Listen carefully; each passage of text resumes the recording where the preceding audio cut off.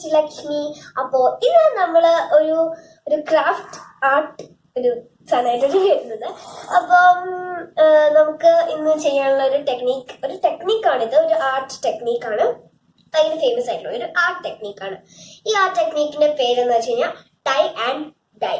Okay, അപ്പൊ ഈ tie and dye എന്ന് വെച്ചിട്ട് ഒരു ഭയങ്കര ഫേമസ് ആയിട്ടുള്ള ഒരു ആർട്ട് ടെക്നിക്കാണിത്. അപ്പം ഇത് ശരിക്കും ഫേമസ് ആയത് രാജസ്ഥാനിലാണ്. അപ്പൊ രാജസ്ഥാനിൽ നിങ്ങൾ ഇതിനെ ബാന്തിനി എന്ന് വിളിക്കും. അപ്പൊ ബാന്തിനീസിൽ സാരീസ്, കുർത്താസ്, പിന്നെ ദുപ്പട്ടാസ് ഒക്കെ ഉണ്ടാക്കുന്നുണ്ട് ഇതേ ഒരു ടൈ ആൻഡ് ഡൈ ഒരു ഫോമില്. അതൊരു നല്ല എനിക്ക് ഭയങ്കര ഇഷ്ടമായി. അപ്പം നല്ല രസമുള്ള ഒരു ആർട്ട് ഫോമാണത്. നല്ല രസം ഉണ്ടായിരിക്കും. അപ്പോ ഞാൻ ഇന്ന് അതിന്റെ ഒരു കുഞ്ഞു പാട്ടായിട്ട് ഞാൻ ഇന്നൊരു ടെക്നിക്കാണ് ചെയ്യുന്നത്. പിന്നെ ഇത് ടൈ ആൻഡ് ഡൈ എന്ന് വെച്ചാൽ കുറെ ടെക്നിക്സ് ഉണ്ട്. അപ്പൊ അതിൽ ഒരു ടെക്നിക്കാണ് ഞാൻ ഇന്ന് കാണിക്കാൻ പോകുന്നത്. അതും ഹാൻഡ് കർച്ചീഫിലാണ് ഞാൻ ചെയ്യുന്നത്. അപ്പൊ ഫസ്റ്റ് നമുക്ക് തുടങ്ങാം. അപ്പൊ ഇതാണ് എന്റെ ഹാൻഡ് കർച്ചീഫ്. എൻ്റെ അടുത്ത് പഴയ ഒരു ഹാൻഡ് കർച്ചീഫ് ഉണ്ടായിരുന്നതാണ്. അപ്പൊ ഗൈസ്, ഇനി നമുക്കിതൊന്ന് ഫോൾഡ് ചെയ്തെടുക്കണം. ഫസ്റ്റ് നമ്മൾ സെന്ററിൽ നിന്നാണ് ആർട്ട് തുടങ്ങുന്നത്. അപ്പൊ അത് കാരണം നമുക്ക് ഇങ്ങനെയൊന്ന് റെക്ടാങ്കുലർ ആയിട്ടൊന്ന് ഫോൾഡ് ചെയ്തെടുക്കാം. രണ്ട് എൻഡ്സ് ചെയ്യണം. സെയിം ഓക്കെ, ഞാൻ ഇങ്ങനെ ഒന്ന് റെക്ടാങ്കിൾ മതി. ഇനി നമുക്ക് ഇതൊന്ന് സ്ക്വയറിൽ ചെയ്യാം. ഇതൊരു സ്ക്വയർ ആണ്. അപ്പൊ നമ്മളിപ്പോ ഒരു സ്ക്വയർ ആയിട്ട് ഒന്ന് മടക്കിയിരിക്കുകയാണ്. ഇനി ഇതാണ് ലൂസ് ആയിട്ട് വരുന്നത്. ഇത് നമ്മുടെ സെന്റർ പോർഷൻ ആണ്. അപ്പൊ നമുക്കിനി ഇതൊരു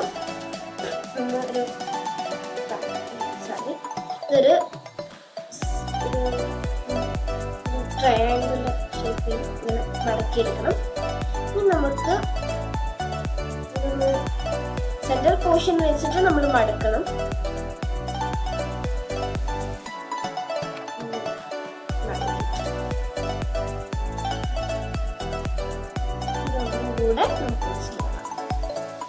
ഓക്കെ, ഇവിടെ സ്മോളാക്കി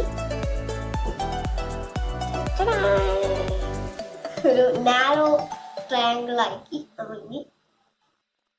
അപ്പം ഇനി നമുക്ക് ഇത് ടൈ ആൻഡ് ഡൈ അല്ലേ. അപ്പം നമുക്ക് ടൈ പിന്നെ ഡൈ. അപ്പോൾ ടൈ ചെയ്യാനായിട്ട് നമുക്ക് ഇങ്ങനെ, അപ്പം ഞാനിവിടെ ഈ എൻഡിന്ന് സെന്റർ പോർഷന് ഞാൻ ഇവിടെ വരെയാണ് ചെയ്യുന്നത്. അപ്പൊ നമുക്ക് ഇനി ഇതൊന്ന് ടൈ ചെയ്ത് കൊടുക്കണം. ഇതിന്റെ നമ്മള് ഞാൻ നൈസായിട്ട് നാരോ ആയിട്ട് ഇങ്ങനെ ഫോൾഡ് ചെയ്ത് അത് ഒരിക്കലും മാറിപ്പോകാൻ പാടില്ല. മാറിപ്പോയി കഴിഞ്ഞ് കഴിഞ്ഞാൽ നമ്മുടെ ആ പാറ്റേൺ ഒക്കെ ഭയങ്കര ചീത്തയായിട്ടാണ് വരിക. അപ്പൊ നമുക്കൊന്ന് ഇത് ഒന്ന് ടൈ ചെയ്ത് കൊടുക്കാം. അപ്പൊ ഫസ്റ്റ് നമ്മൾ ഞാൻ എന്താ ചെയ്യുന്നതെന്ന് വെച്ച് കഴിഞ്ഞാൽ ഞാൻ 3 സെക്ഷൻസ് ആയിട്ടാണ് ഇത് പാർട്ട് ചെയ്യുന്നത്. അപ്പം ഫസ്റ്റ് ഞാൻ കുറച്ച് ഇവിടെ സ്പേസ് വിട്ടു. ഇത് സെന്റർ പോർഷൻ ആണ്. അപ്പോൾ കുറച്ച് സ്പേസ് വിട്ടിട്ട് നല്ല കട്ടിയുള്ള റബ്ബർ ബാൻഡ്സ് എടുത്തിട്ട് നല്ലോണം കെട്ടി നല്ലോണം കൊടുക്കുക.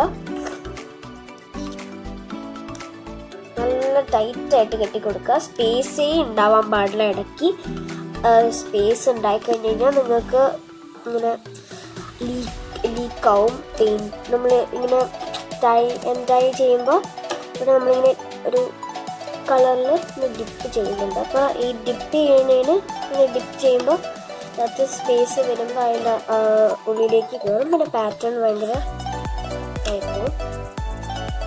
നമുക്കിത് നല്ലോണം ടൈറ്റായിട്ട് സ്പേസ് ഇല്ലാതെ കെട്ടിക്കൊടുക്കണം. സ്പേസസ് ഒക്കെ നമുക്കൊന്ന് കവർ ചെയ്ത് കൊടുക്കാം.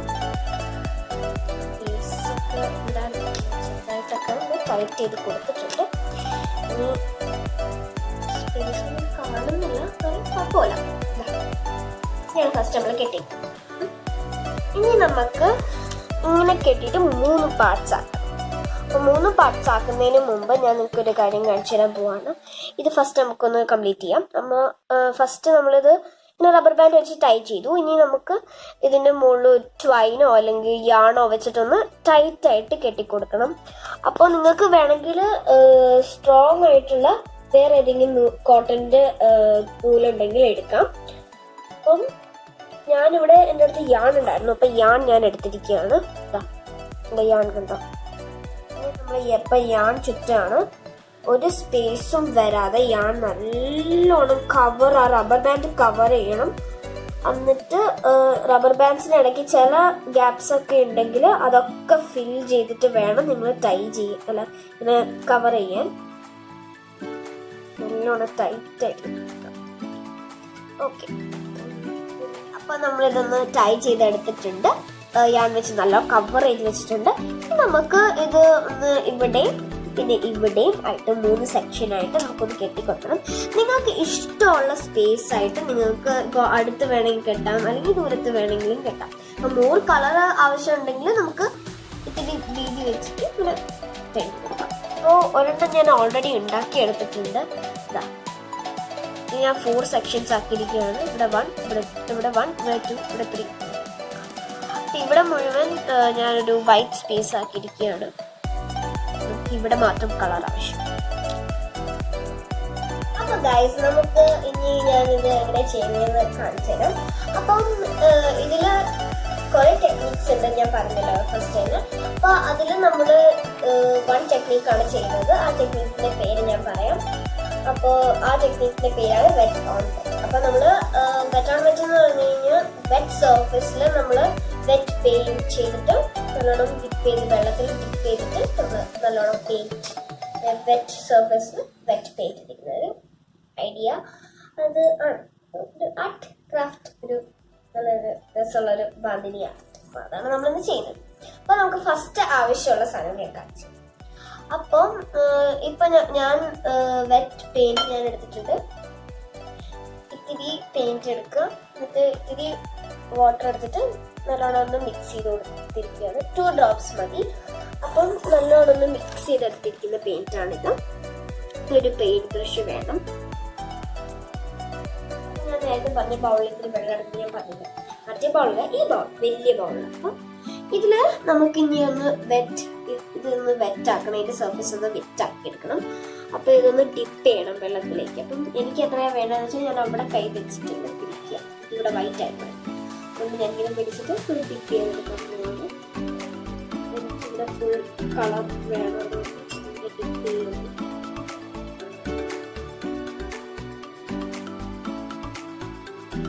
ഇനി ഇങ്ങനെ എടുത്തിട്ട് നമ്മൾ ജസ്റ്റ് ഒന്ന് കൈകൊണ്ട് ഇങ്ങനെ ഒന്ന് ജസ്റ്റ് ഒന്ന് കൈകൊണ്ട് ഫുൾ വെള്ളം കളയരുത്.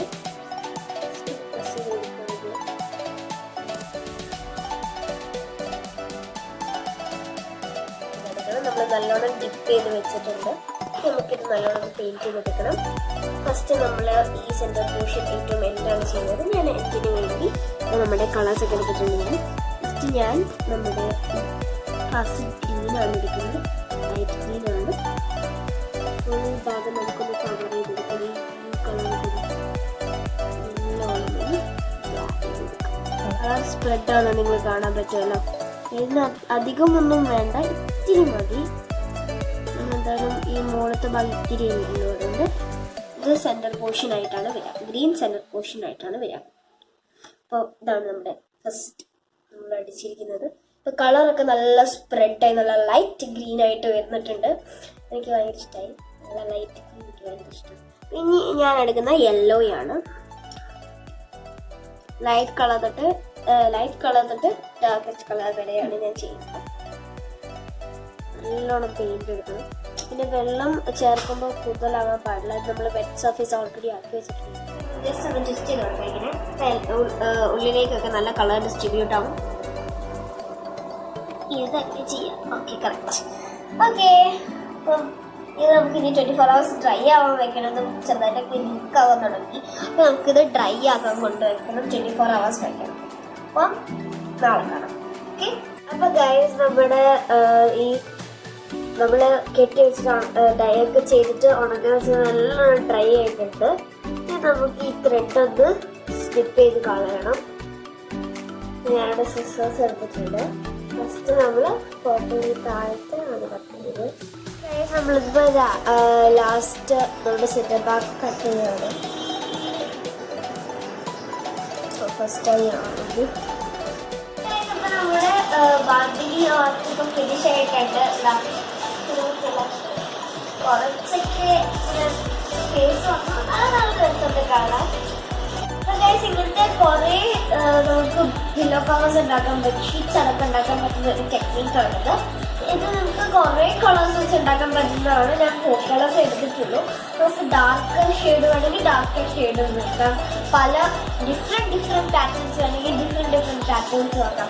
ഇപ്പം ഞാൻ ജസ്റ്റ് ഒന്ന് ഈ പില്ലോൻ്റെ മുകളിൽ കാണിച്ചു കാണിക്കാം. ജസ്റ്റ് ഒരു പില്ലോ കവർ മാറ്റി അതൊക്കെ അറിയാം. പില്ലോ കവർ മാറ്റി ഇങ്ങനെ ഇരിക്കുമോ?